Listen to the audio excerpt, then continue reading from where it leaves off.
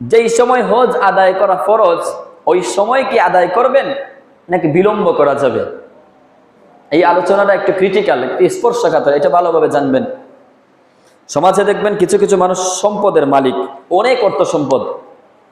তাদেরকে যদি আপনি প্রশ্ন করেন আপনি হজ আদায় করেন না কেন, এই যে আর একটা বাড়িটা সম্পন্ন হলেই হজ আদায় করব, এবং এই যে বাড়ির ছাদটা বাকি রয়েছে ছাদটা সম্পন্ন করার পরেই চলে যাব, আর একটু বয়স হওয়ার পরে চলে যাব, অথবা ছেলে মেয়েদেরকে একটা অবস্থানে নিয়ে যাই তারপর হজ আদায় করব, মেয়েটার বিয়ে দিয়ে দেই, ছেলেটার জন্য ভালো একটা চাকরি, ভালো একটা ব্যবসা, ভালো একটা বউ নিয়ে আসার পরেই হজ আদায় করার চেষ্টা করব।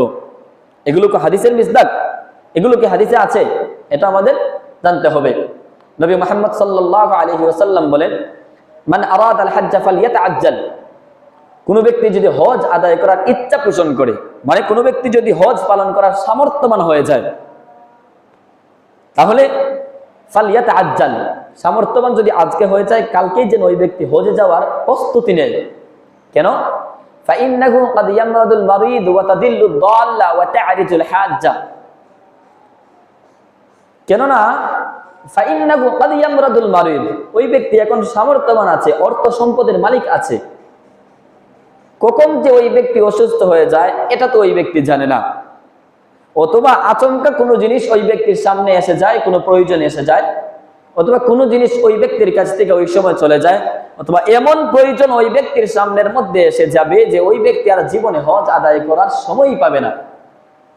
এর জন্য আপনার হজ যেই সময় ফরজ সাথে সাথেই আপনি হজ আদায় করার চেষ্টা করবেন, সাথে সাথেই আপনি হজ আদায় করবেন। এটাই নবী মুহাম্মদ সাল্লাল্লাহু আলাইহি ওয়াসাল্লামের হাদিস। মুসনাদে আহমদের মধ্যে একই বর্ণনা আছে, মানে আরাদাল হজ্জ ফালইয়াতাআজ্জাল, এতটুকু এই ছোট্ট একটা হাদিস।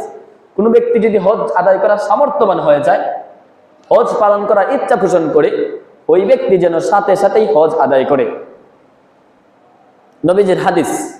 এখন আমরা আমাদের মেধার মাধ্যমে একটা জিনিস দেখি, নবী করিম সাল্লাল্লাহু আলাইহি ওয়াসাল্লামের অসংখ্য অগণিত হাদিস, পাশাপাশি আমরা যে জিনিসগুলা জানি না, না জানা জিনিসগুলোর মধ্যে একটা জিনিস হচ্ছে আমাদের মৃত্যু কখন হবে এটা আমরা জানি না। সূরা লুকমানের শেষ, একদম শেষের আয়াত, ইন্নাল্লাহা ইনদাহু ইলমুস সাআহ, কিয়ামত কখন হবে এটা একমাত্র আল্লাহ পাক রব্বুল আলামিন জানেন। ওয়া ইউনাজ্জিলুল গায়স, বৃষ্টি কখন হবে এটা আল্লাহ পাক রব্বুল আলামিন জানেন। ওয়া ইয়ালামু মা ফিল আরহাম, মায়েদের গর্ভের মধ্যে ছেলে হবে নাকি মেয়ে হবে, আকৃতি ধারণ করার আগে পৃথিবীর কোনো আলট্রাসোনোগ্রাফি নাই যে বলতে পারবে। ওয়া মা